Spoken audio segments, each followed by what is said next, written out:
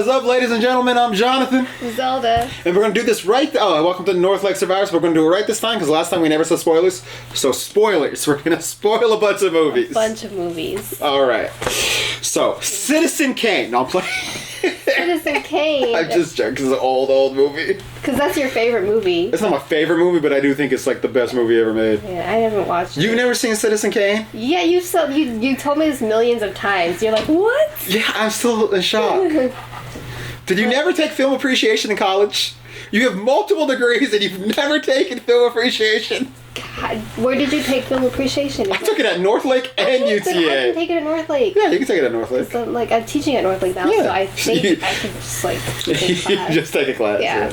I also took it at UTA. Yeah. It's a fun class. So what do you do in film appreciation? You watch movies and then write papers about movies. That'll be fun. Okay, I'm gonna do that. Yeah. Because I've been watching movies more now. Like I've been going every week almost. Yeah. So. But you gotta start watching old movies too. Yeah, I haven't been watching the old movies. I did watch the old Twister. I haven't watched that since I was a kid. I need to watch that. It was really good. It's very 90s. Very 90s from what I remember. The graphics. But when I'm talking about old movies, I'm talking like 40s and 50s. I can't imagine what the graphics were in 40s and 50s. They actually, a lot of those movies actually look better, but they're not doing special effects. Okay. A lot of them, they're doing like Citizen Kane and Casablanca. They're epic. These are epic movies. They have scope and money and and better acting and better writing and. In the 40s?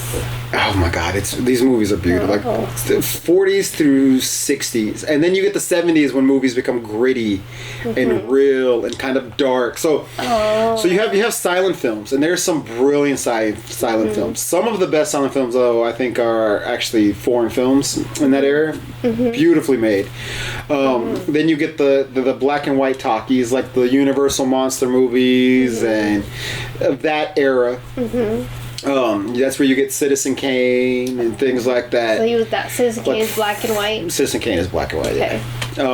You get the 40s and 50s, and these movies are about things. They're darker. There's this movie called Best Years of Our Lives about World War II vets who come back and their lives are all different. And then you get the 60s, which is more... the movies are a little more risque. Then you get the 70s where movies are darker, grittier, a lot more crime dramas. And then 80s. 80s movies are fun. Yeah, because 80s is a fun era. Yeah, 90s is more meta, a lot more like kind of self-reflective. Like yeah. 2000s are kind of Gen Z. I don't know. That's when we were growing. That was we were like high school. But they're not. They're more. They're more edgier, but not grittier. Yeah. Edgy is a good word. Edgy is a good word. Yeah. And then you get the current era, which is mostly remakes and sequels. Yeah. With few new movies in between. So many sequels, so many prequels. Quentin Tarantino says that this is the worst era of movies since the 50s. Wow. He might not be wrong, because the 50s was kind of not the best. The 40s were great. I don't know. I was not born in the 50s or the 40s. And then you can't watch. It's against the law to watch any movie that came out before you were born. It's crime. It's crime. Oh, dear Lord. All right, so...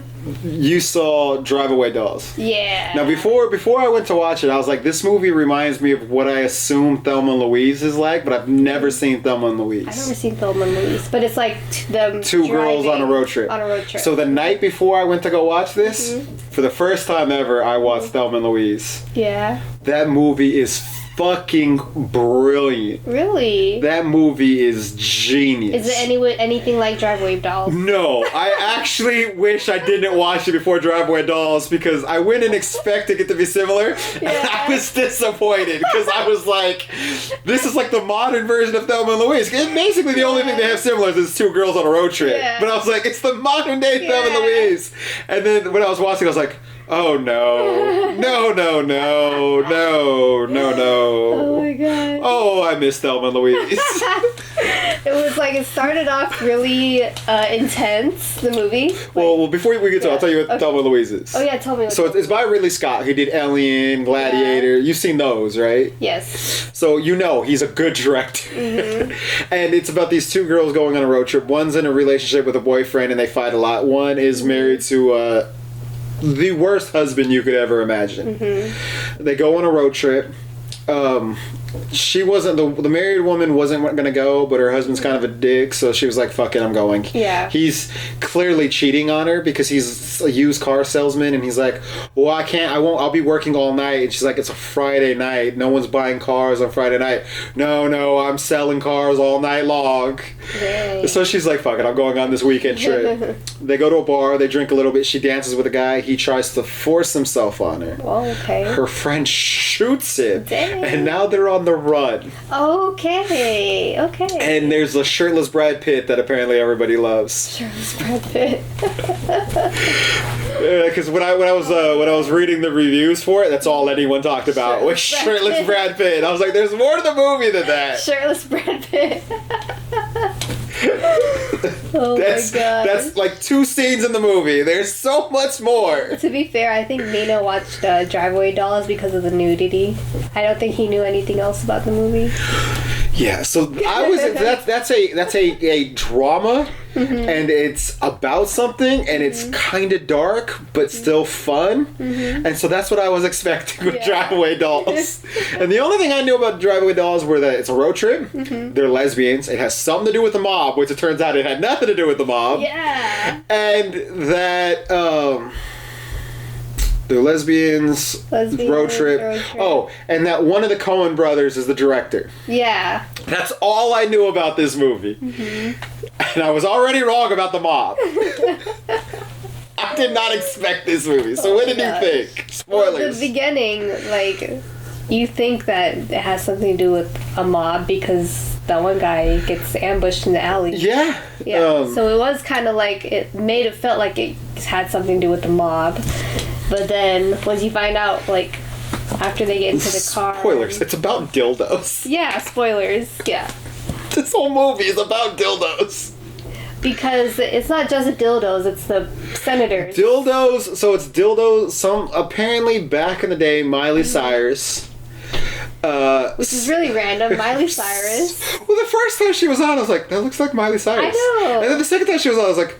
That's Miley Cyrus. Yeah. Why the fuck is Miley Cyrus in this movie? I was like, wait, that's Miley. What is she doing? This movie is very trippy. It is. Like, there's a lot of scenes that just make you feel like, did I take acid and forget? Yeah, like in the car, kind of zoomed in. Like, it was a weird transition. Yeah. Like the very first... Well, I expected the weird transitions because of the Coen brothers. I didn't.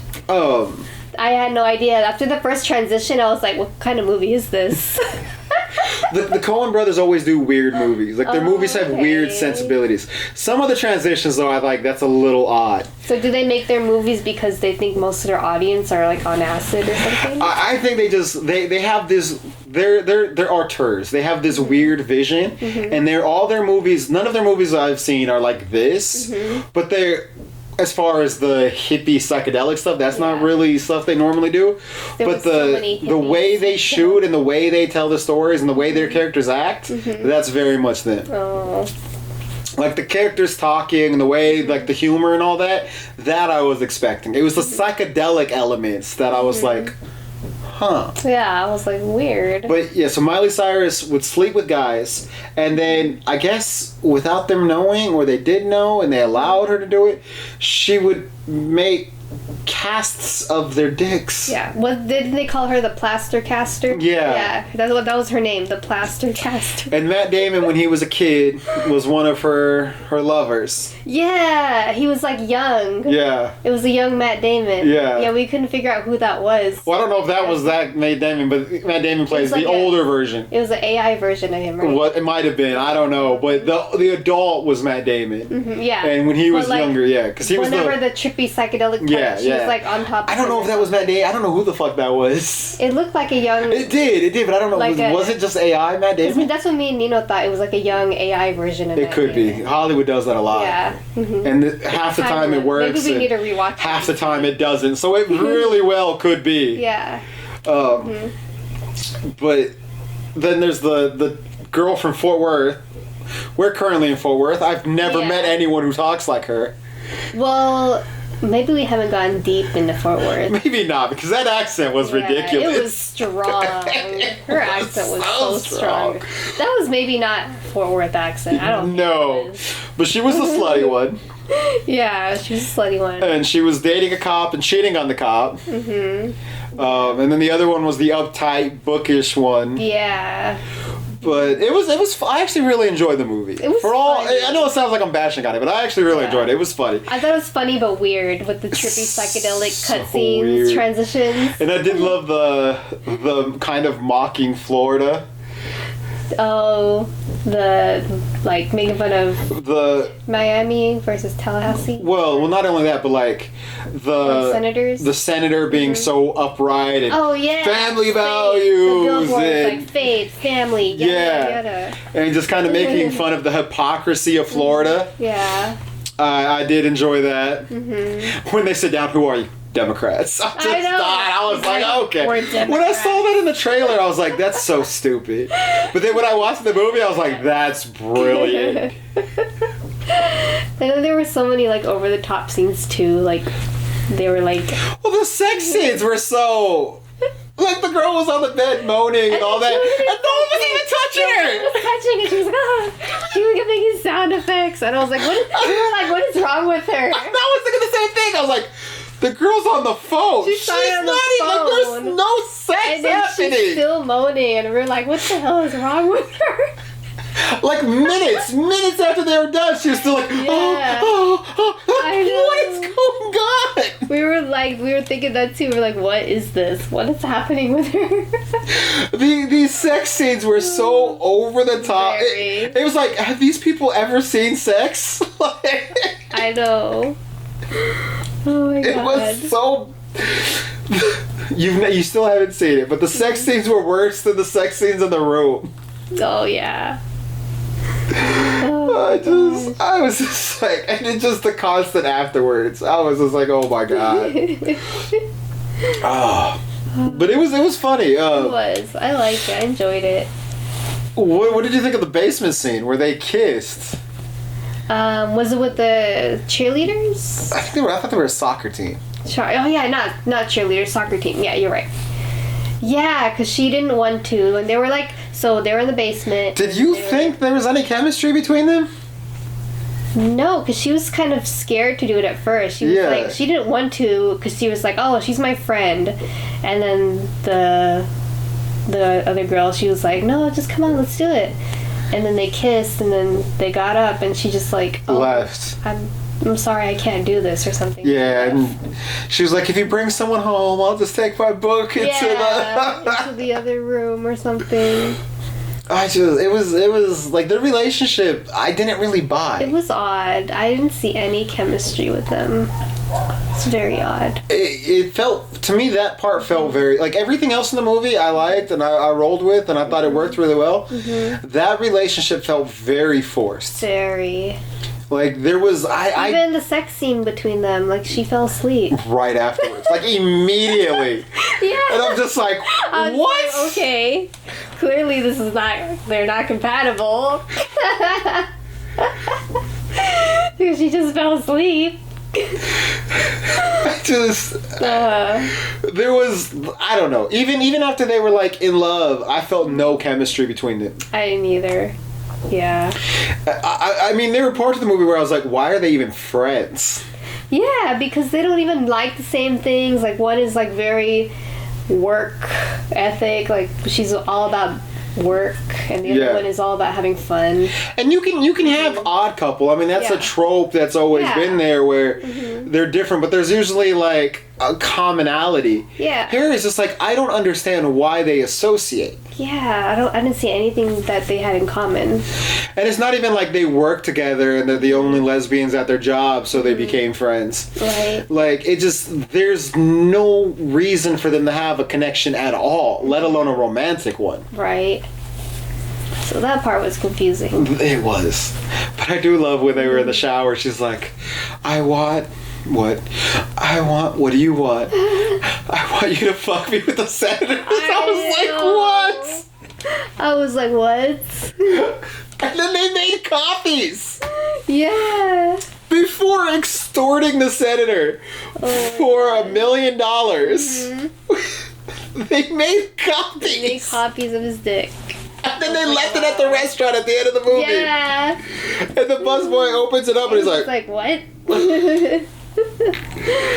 It was such a weird, random movie. It was weird, very weird. When I was watching it, I was just like, this movie's odd. Yeah, it's really, but I can't stop watching. Yes, it's like this is what I thought. Yeah. I don't think I like it. Yeah, it's not bad. I want to finish it. Yeah. And then when I left, I was like, I'm kind of disappointed. And then I was like, I kind of like it. Yeah. It's kind of like it's a movie that over time, over that next day, I went from I don't really care for this movie to that's kind of good. That was really good. It was very different. Yeah. That's why when you text me like an hour after I got out of the theater, you text me was like, the movie's different. I was like, that's a word for it. I know. I was like, it's not bad, but it's different. It's different. It's not at all what I was expecting from that movie. Right. I was expecting a road trip. And it wasn't a road trip. They got there the next day. I was not expecting the dildos. That was one thing that they did not really mention in the trailer. No. But also, so it was a surprise. You know how some trailers they kind of give everything away. They give everything away. So that was really cool that they didn't. You really go in thinking that they're trying to escape from the mob. But also, Thelma and Louise was a road trip movie.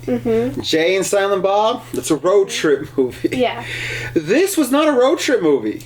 No, it wasn't, because they were just trying to go to Tallahassee, but they didn't know that they had the stuff in their trunk. But a road trip movie, generally, like, there's obstacles on the way. Planes, Trains, and Automobiles is a road trip movie.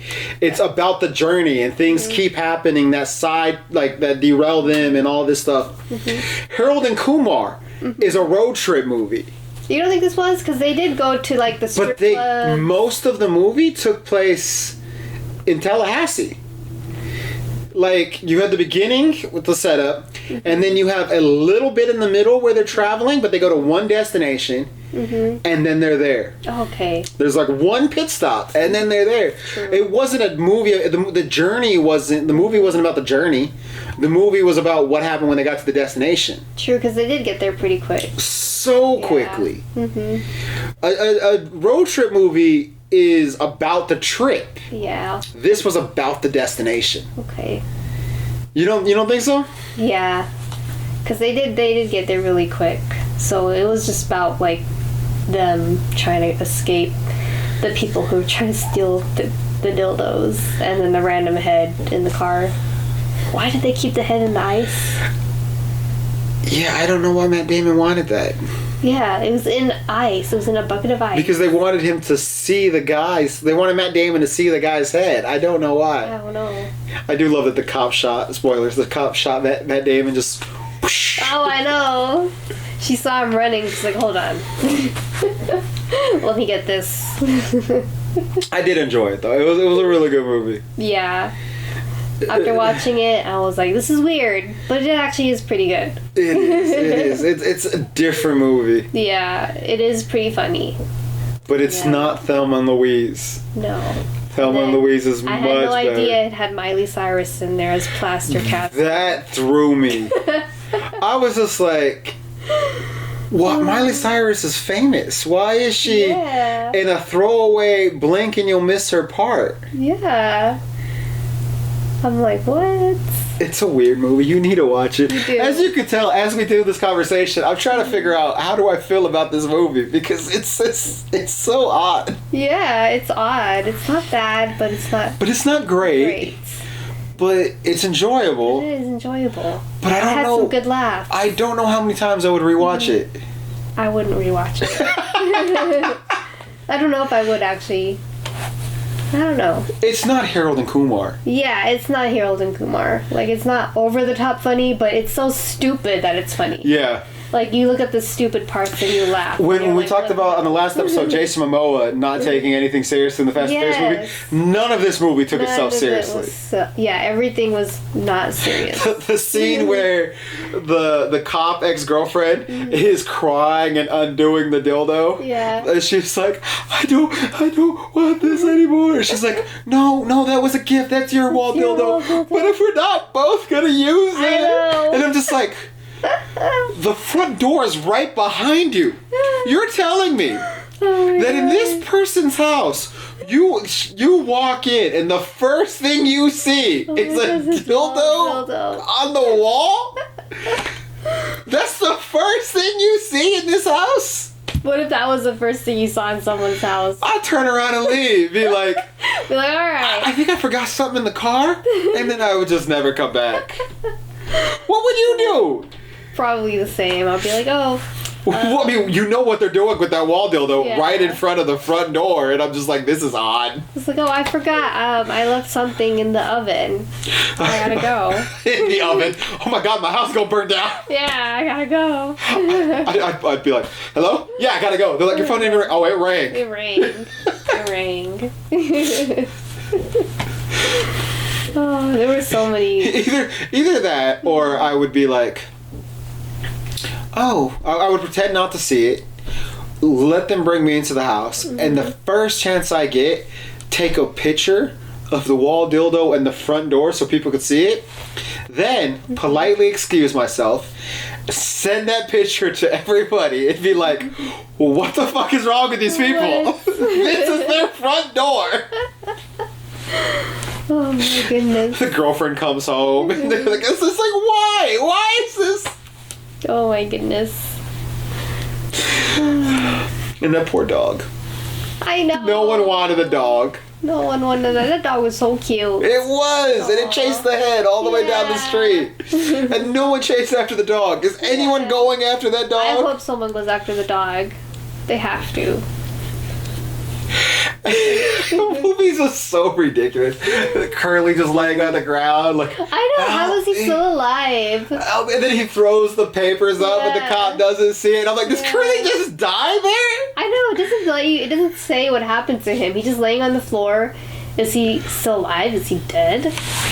Why isn't anybody checking on Curly? I miss Curly. Me too. I do. Like, she's like, don't call me. You're not supposed to call him Curly because you don't know him yet. She's like, isn't that your name? That's too familiar. And he's like, what the fuck? Your business is called Curly's. We just met. I don't want you calling me by my first name yet. But when he answers the phone, he says, hello, this is Curly's. Not, this is Curly. This is Curly. The name of the business is Curly's. And he still doesn't want to be called Curly. But what does he want to be called? I don't know his last name. Mr. Curly? I don't either. We just have to ask him.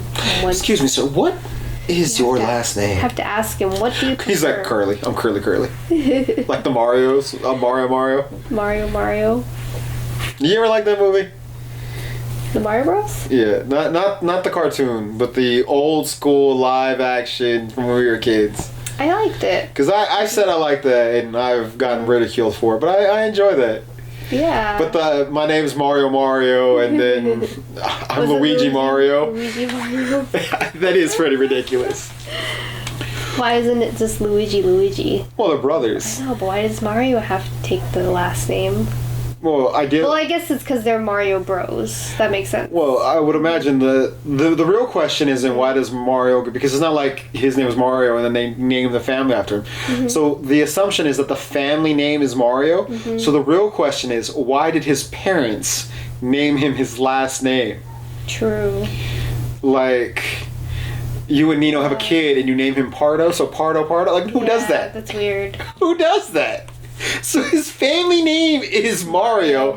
And they're like, the best first name for you is also Mario. It's like, are you drunk? Mario and Luigi. Luigi Mario at least makes sense. It's a different name. But if his last name is Mario... I didn't think about that. Huh. It just... I wonder if he feels bad about having the same name. I saw this meme. I don't know if I sent it to you, but it's Peach and Daisy talking, and Daisy goes, "Well, how come Mario gets Wario and Luigi gets Waluigi. How come there's no evil us? And then Peach goes, you haven't figured it out yet? And she goes, what? And she takes the P and turns it upside down so that it's so it's a D. Yeah. Daisy. And Daisy's like, oh my gosh. That does make sense. Daisy could be the evil Peach. Yeah. Daisy is pretty evil. She's dating Luigi. Who does that? But what about the other girl? What other girl? Oh, Rosa? Rosalina. Who is Rosalina? Yeah, where does she come from? I don't know. I don't even know when Daisy was invented. Me either.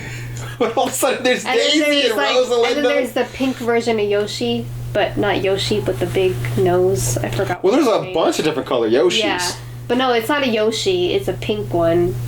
Pink character. But it's not Yoshi. It's not Yoshi. Oh, you're talking about the one that shoots the eggs out? Yeah. Well, that is from Super Mario Brothers 2. Okay. Have you ever played that game? Nope. Okay. So going back in time. Whoosh, no. So the NES.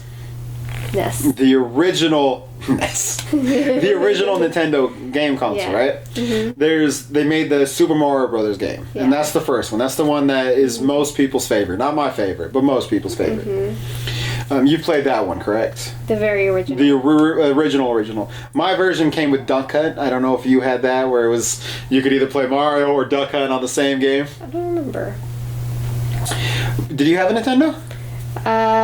You know what? I don't think I had the original one. I think I just had the 64. Oh, okay. Yeah, so I probably didn't play. But I mean, I think I. So the original one, I'm sure you've seen pictures of it. It's you jump on the flag and then slide down. Yeah. Mm-hmm. That's the original Super Mario Bros. Yeah. And it did really, really well. Mm-hmm. Mario actually got his start. I don't know why I'm nerding out on Mario. Mario actually got his start out as the hero in the Donkey Kong game. Okay. If you play the original Donkey Kong game, it's an arcade game, but I played it originally on Game Boy. Oh, I never played the original one. The original Donkey Kong game is Donkey Kong's actually the bad guy. He's the villain. Okay. And he's up top and he's captured Peach. Except I don't think anyone but Donkey Kong is named in this game. Mm-hmm. Mario doesn't have a name, and I don't think Peach has a name. But it's Mario and Peach. And Donkey Kong has kidnapped Peach, and Mario, you play as Mario and you have a hammer, and you're just like slamming a hammer down.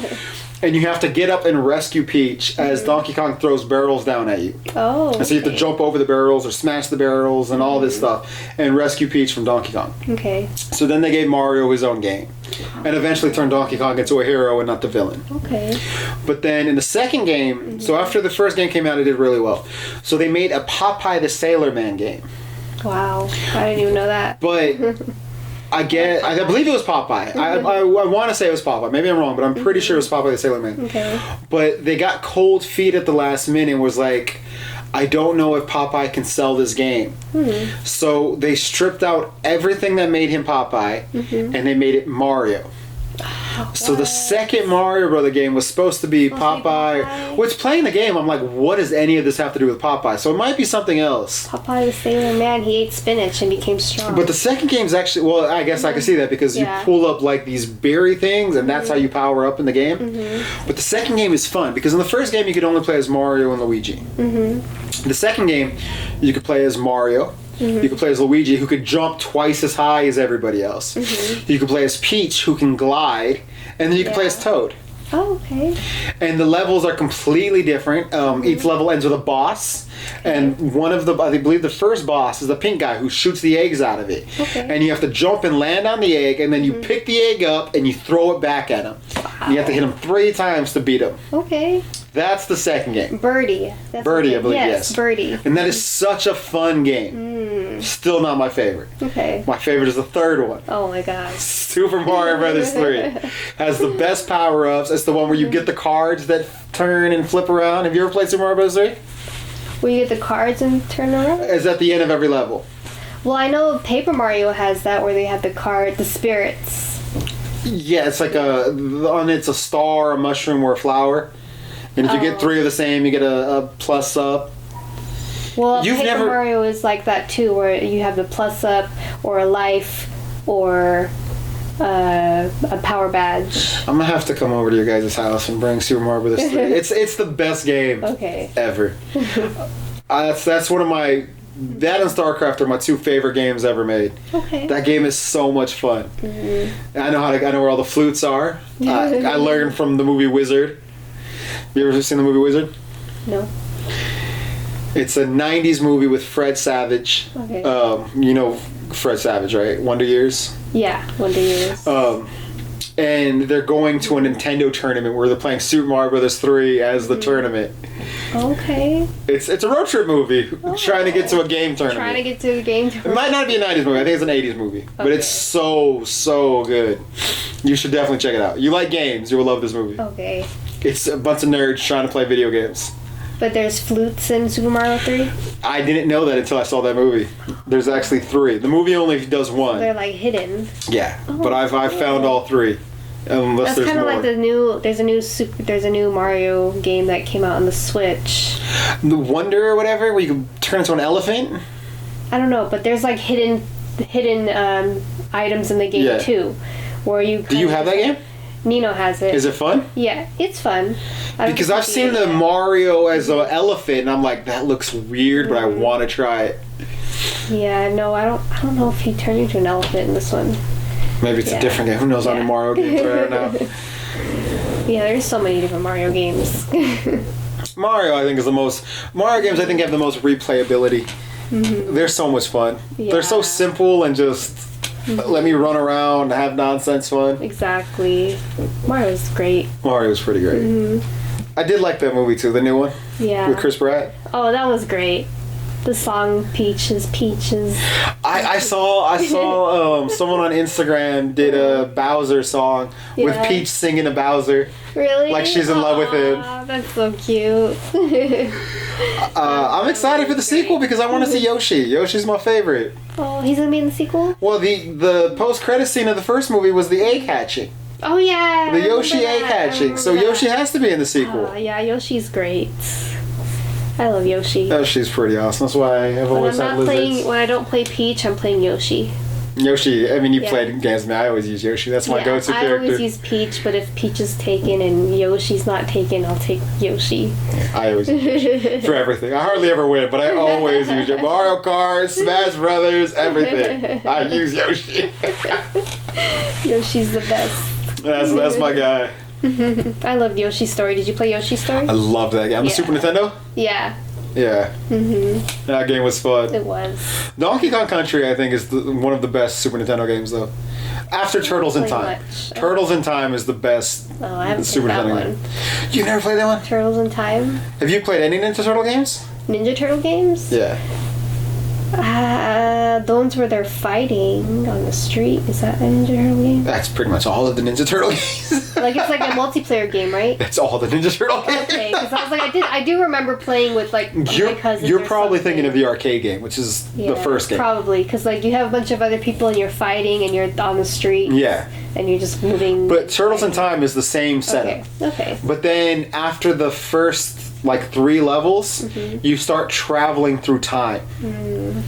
So like you fight, and then the third boss is Shredder, and when you beat him by picking villains up, foot soldiers up, and throwing them at the screen, you beat him 3 times. He opens a time portal and jumps in, and then you jump after him. Oh. So then the rest of the game is you traveling through different time periods trying to catch Shredder. Okay. So prehistoric times, pirate times, all this different stuff. The future. It is such a fun game. Dang. I haven't played in a while, but me and Nick spent all night one night just rebeating the entire game. Good old days. It's such a fun game. You should definitely try it. Yeah, I think when we go back to those arcades, they have a lot of old games. I want to go to Cidercade. There's one right by my comic book store. Cidercade has all the old games. Well, I have PS4. I have Teenage Mutant Ninja Turtles Cowabunga Edition, and it has every Ninja Turtle game on it. It doesn't have Shredder's Revenge. Okay. But I also have Shredder's Revenge, so I don't need it. But it has all of them. So on my PS4, I can play all the old Turtle games. I don't have to bring out my